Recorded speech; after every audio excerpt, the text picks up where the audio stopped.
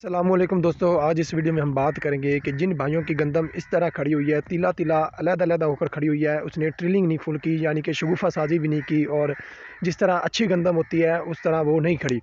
तो सबसे पहले हम वीडियो में डिस्कस करेंगे कि इसकी वजूहात क्या हैं, ये किस वजह से ये ऐसा काम हुआ है, और दूसरी जो है वो बात है कि इसका अब हल क्या है। अब इसको हम ठीक किस तरह से कर सकते हैं, कौन कौन से न्यूट्रिएंट देकर या स्प्रे करके या खाद वगैरह डालकर इसको किस तरह हम ठीक कर सकते हैं।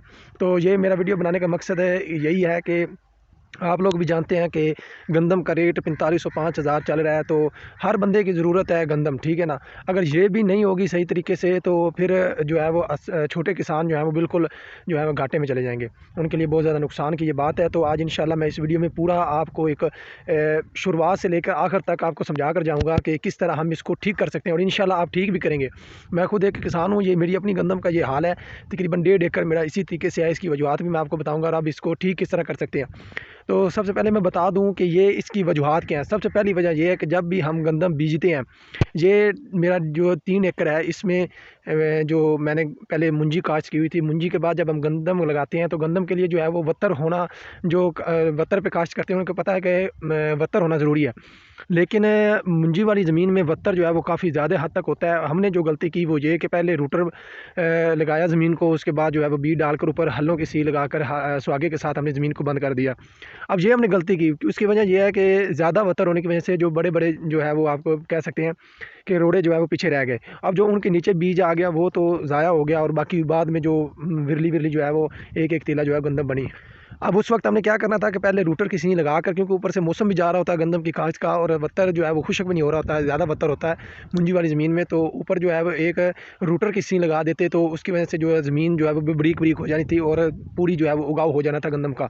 सबसे पहला जो ये काम है। अब दूसरा काम ये है कि जिस तरह जिनकी ज़मीनों के साथ खाले हैं उनको ये बड़ी प्रॉब्लम फेस करनी पड़ती है कि गंदम जो है वो जब हम काश्त करते हैं और कोई साथ में जिस तरह हमारे जो है ये बरसीम चारा जात जो हम जो उगाते हैं उनको पानी लगाते हैं, तो वो खालों से पानी जो है वो गंदम के खेत में भी चला जाता है।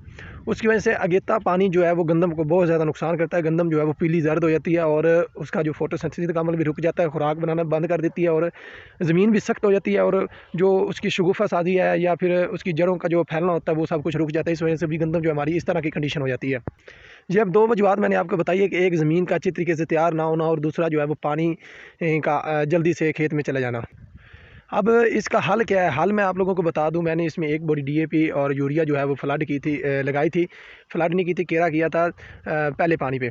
अब तकरीबन इसके 60 से 65 दिन की फसल होगी। अब इसका हल ये है कि सबसे पहला काम जो हम कर सकते हैं वो है अमाइनो एसिड का स्प्रे। अमाइनो एसिड एक ऐसा स्प्रे है कि आपकी फसल को बिल्कुल बहार जिस तरह आ जाती है उसी तरीके से बहारिया फसल कर देगा। शगुफ़े साजी जल्दी जल्दी से कनक जो है वो गंदम बनाएगी, और इसकी जो है वह ट्रिलिंग भी अच्छी तरीके से हो जाएगी। अमाइनो एसिड बहुत ज़्यादा, अगर आपका एक दफ़ा स्प्रे करते हैं अमाइनो एसिड का इस तरह की गंदम पे, अगर किसी बंदे की अच्छी गंदम खड़ी है बिल्कुल ठीक ठाक है, वो अमाइनो एसिड का स्प्रे ना करे, क्योंकि वो स्प्रे करेगा तो गंदम जो है वो ज़्यादा वो जो गहरा रंग पकड़ लेगी या ज़्यादा उसका जो है गिरने के चांसेस बन जाते हैं।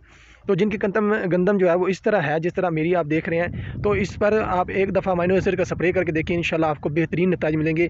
अब एक दफ़ा स्प्रे करने पर आपको खासा नतीजे नहीं मिले, यानी कि आपको 100 में से 50% आपकी जो है वो गंदम अच्छी हो गई है, 50% अभी ठीक नहीं हुई, तो फिर आप उस पर 2 स्प्रे कर सकते हैं गंदम के अमाइनो एसिड के।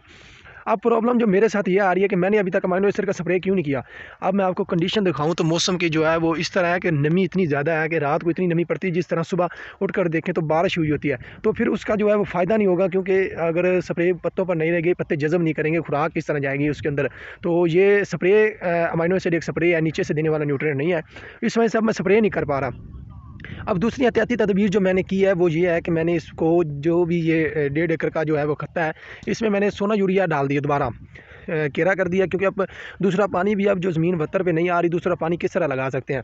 तो इस वजह से जो है नमी की वजह से सोना यूरिया हल हो जाता है, और मैंने इसको सोना यूरिया दे दिया। इंशाल्लाह 1 हफ़्ते तक इसका रिज़ल्ट मैं आपको यूट्यूब पर दिखा दूँगा कि माशाल्लाह कुछ ना कुछ तो फ़र्क आएगा। तो ये एक, तो दूसरा ये तरीका है कि आप सोना यूरिया डाल दें। स्प्रे का ये है कि आप जो है वो जैसे ही मौसम साफ़ होगा तो इंशाल्लाह मैं स्प्रे भी अमाइनो एसिड की इस पर ज़रूर करूँगा, क्योंकि उसके बगैर इसका जो है वो इतना जो प्रॉपर आप कहते हैं बढ़ोतरी नहीं होगी। तो आप लोग भी जैसे ही सूरज निकले, जिन इलाकों में सूरज निकल रहा है वहाँ पर स्प्रे करना तो आसान है, उधर आप स्प्रे कर सकते हैं।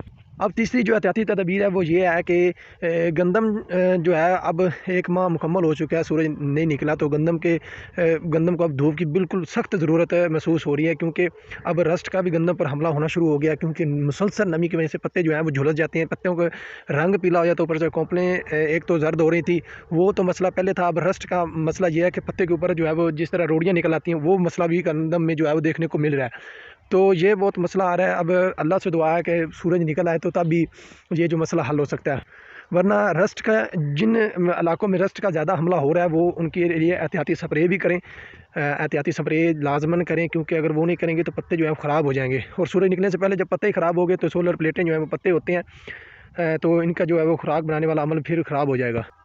अब ये काम तो हो गया इसकी ग्रोथ अच्छी करने के लिए, उसके बाद पैदावार अच्छी करने के लिए इंशाल्लाह मैं फ़र्दर नेक्स्ट वीडियो अपने यूट्यूब चैनल पर बनाता रहूँगा इस तरह के मुफीद मालूमात, क्योंकि मैं खुद एक किसान हूँ, और जो जो तरकीब मैं अपनाऊँगा इंशाल्लाह आप लोगों को भी वही बताऊँगा, जिसका फ़ायदा हुआ वो भी बताऊँगा, जिसका मुझे नुकसान हुआ है तो वो भी बताऊँगा, ताकि आप लोग उससे बच सकें।